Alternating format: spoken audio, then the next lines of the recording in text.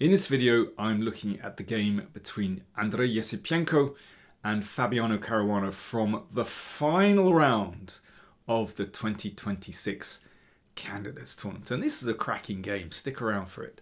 So let's just remind ourselves of the standings going into this final round, the 14th and final round. So Sindarov out in the lead, can't be caught. He's already won the tournament.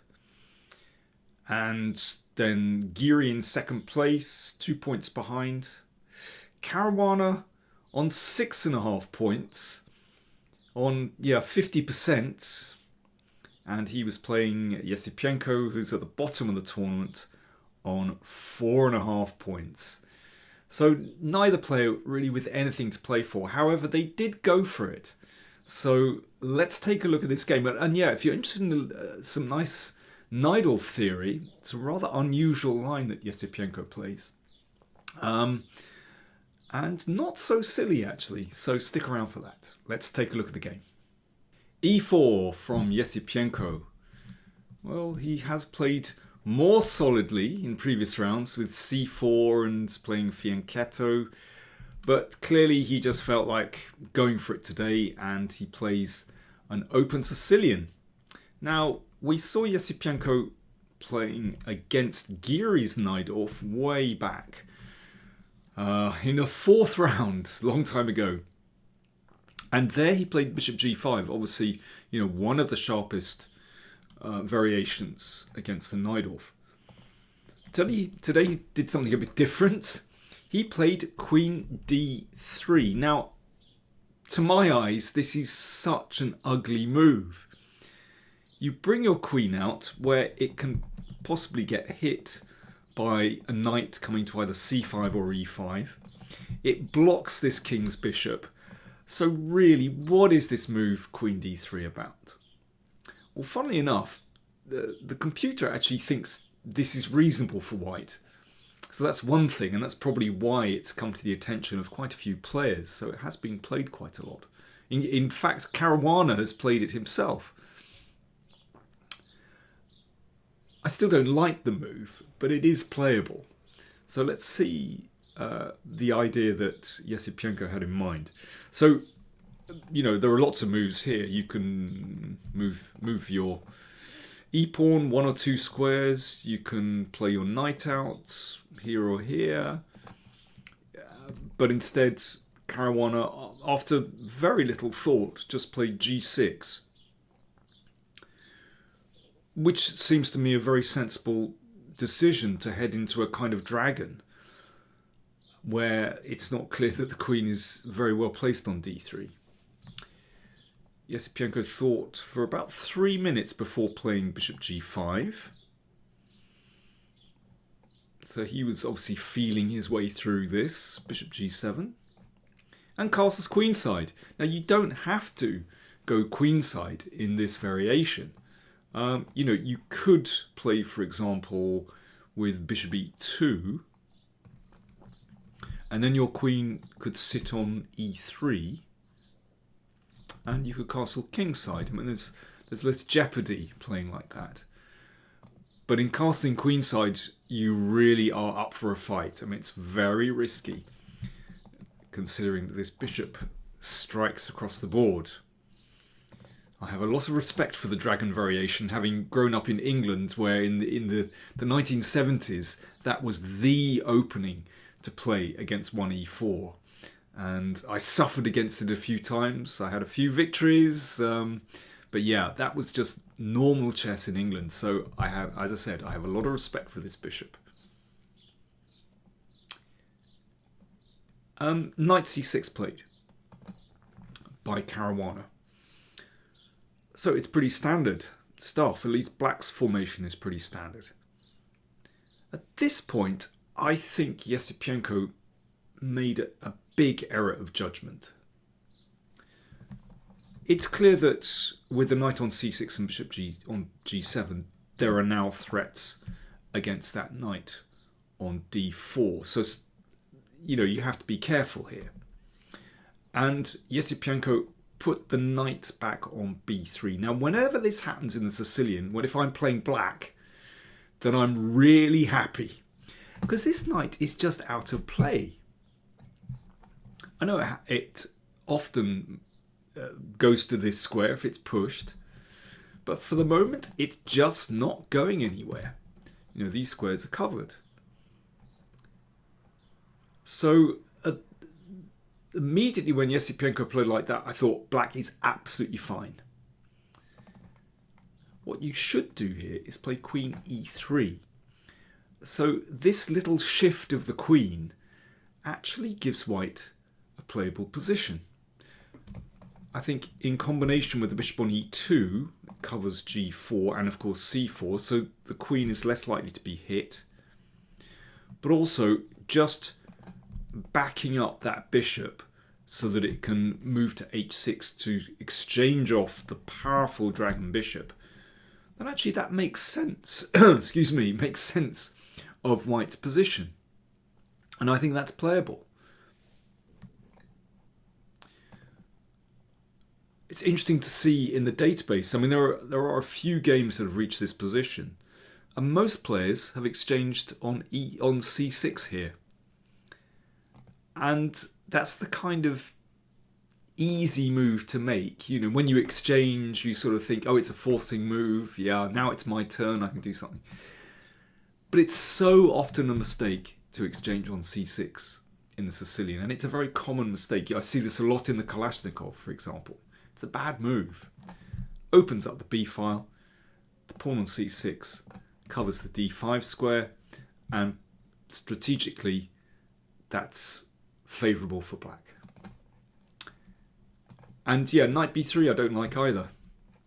So Caruana continued developing. It's a good position for the bishop now, of course. With the knight no longer on d4, then you don't have to worry about the knight taking the bishop. So it stations itself on an active square. I mean, if white had played queen e3, you can see the bishop has to move to a more modest square, d7. So you see, immediately there are consequences for falling back because your opponent just occupies the space. Queen e3, yeah, the queen reaches a decent square, supporting the bishop. Rook c8. But this could be serious. So king b1, yeah, at some point the king needs to step to the side. I mean, you know, it might have been, instead of that, can you play bishop h6 here? The problem is you already have to watch out for an exchange, dragging the queen away, and then b5, and maybe b4, and the e-pawn is under fire. So I'm not sure bishop h6 would have solved white's problems in this position. Anyhow, king b1 played, knight e5, yep, the standard dragon move, the knight looking at the c4 square, maybe also looking at knight g4, which is very uncomfortable for the queen. So h3 covers g4 at least. Right, time for you to have a think about this. How do you play if you had black in this position? Time for me to have a drink. Time for you to have a think. I'll see you after this message. Do you want to improve your chess? Get access to live masterclasses with yours truly? Then subscribe to patreon.com/PowerPlayChess, and for just $25 a month, you get a newsletter with a test game, calculation puzzles, a monthly opening survey, access to an archive with over 100 opening surveys. And you can join in live masterclasses exclusive to patrons where you can ask me questions directly over Zoom. All for only $25 per month. Do subscribe to patreon.com/PowerPlayChess and join the club. Any Sicilian player worth his salt would take on c3 in this position. Come on, this is an absolute gift. So if queen takes, then knight takes pawn, and you grab that important bishop, which means that this bishop on g7 has no opponent. You have two wonderful bishops, and there is great potential to attack on the queen side. So you'd start with queen c7 and look to play b5 and knight c4. Tremendous attack for black. And if pawn takes rook, well, you don't need to calculate this. You just know that black is going to have enough compensation for the exchange, because white's king position is now really perilous. There's a beautiful c4 square to be occupied. You know, again, b5 and knight c4 at some point is going to be really, really dangerous. I mean, first things first, you can play queen c7 and bring this rook across. It's a gift of a position for black. You've just got to do it, and you don't need to calculate. You just know this is going to be fine for black. So Esipenko did indeed recapture with the pawn. And then queen c7, f4. Well, Esipenko gets this in just in time. Otherwise, b5 and knight c4 would come, and then you could recapture with a pawn and get an attack down the b file. So Caruana had to go back with the knight. Now, it doesn't matter actually, because it's going to reroute to c4 at some point. If, let me see, yeah, if f5 here, actually that pawn can just be taken. And with the bishop sitting on g6, well, black's king is completely safe. And this is just a really difficult position for white, because black has very, very natural attacking moves. As I said, b5 and knight b6, possibly b5, a5, a4 as well, pushing that knight. So, you know, what do you play? The kingside attack is going to be too slow. Esipenko played rook d4, b5, and then g4. Okay, now f5 is possible, but after this move, f5.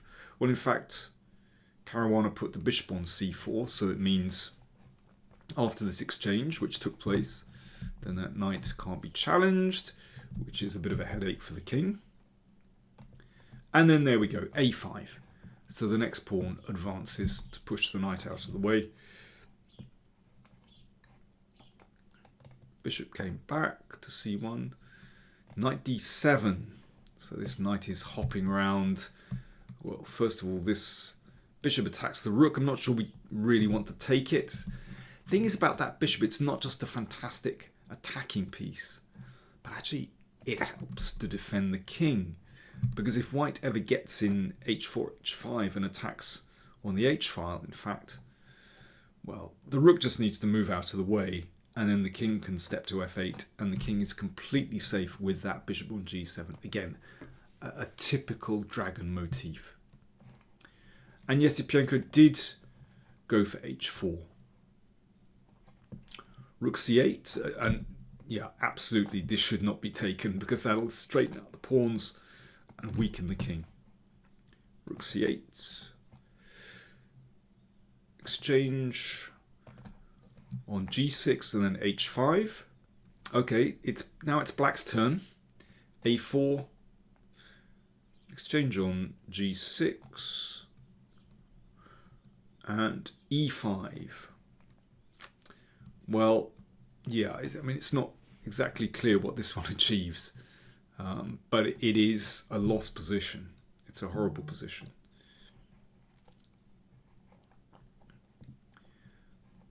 So anyway, e5, yeah, I mean, if the knight comes back here, basically there are going to be problems on the c-file, because in that case, you know, it might actually even be possible to take on d4 and attack down the c-file. e5 played, yeah, I mean, it's just a very unpleasant position. And then knight a1. Yeah, that's pretty serious. If the knight had come here, then queen takes c3. It's not great. So, well, I think we can say now that, yeah, white is definitely lost with that knight here. It will never emerge. I mean, not a very nice move to play. And now Caruana just kept control, actually. He didn't try and force the issue. Just crept in with his pieces. So the knight looking to take on c3. And then moved over with the rook on a nice open file. I mean, the rooks don't look bad, but with the bishop on g7, actually, they don't achieve much. Rook f3. So if that's exchanged, and there's a knight fork. Well, I mean, the queen could check on e6, but actually there's not a lot going on there. This is still deadly. So king c1, trying to step away, protect the bishop. Queen d7 covers light squares and comes to f5. Excellent square for the queen, threatening rook f1. And white is lost. I mean, really lost. I've been saying this for a long time. I mean, actually, it's quite impressive that Caruana didn't rush it and just stationed his pieces on good positions. And now, last desperate attack from Esipenko. The queen came in.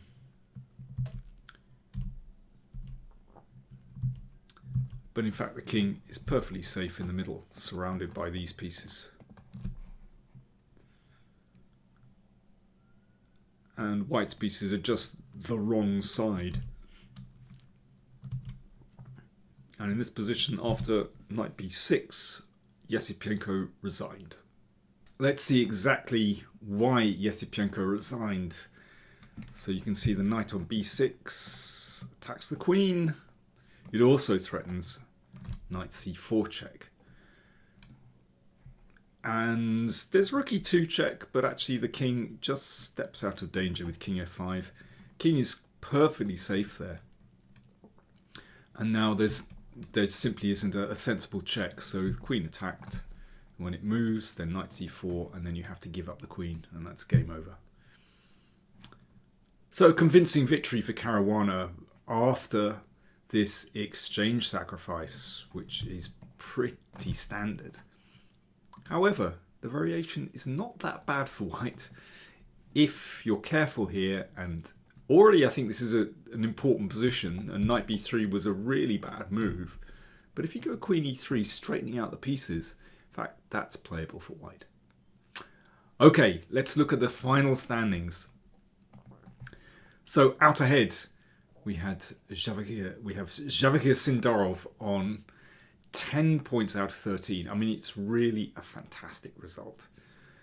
And I will be reviewing the tournament and his performance in another video. Then we have Anish Giri on 8.5 points. He defeated Matthias Blubaum in the final round. And third position, we have Caruana on 7.5, and we've just looked at that game. Yeah, as I said, I will be doing a review of the tournament because I think Sindarov's performance really does need proper examination. It was just splendid, and I think, you know, he's quite clearly a worthy challenger for Gukesh later in the year. I hope you've enjoyed my coverage of the candidates. If you haven't been on this YouTube channel before, do hit the subscribe button, and if you want to get extra videos, then do check out patreon.com/PowerPlayChess, and you can join in live masterclasses once a month, for example, and get extra videos and a newsletter and a test game and all that kind of stuff. So anyway, thanks for watching, and as I said, do watch out for my review coming soon.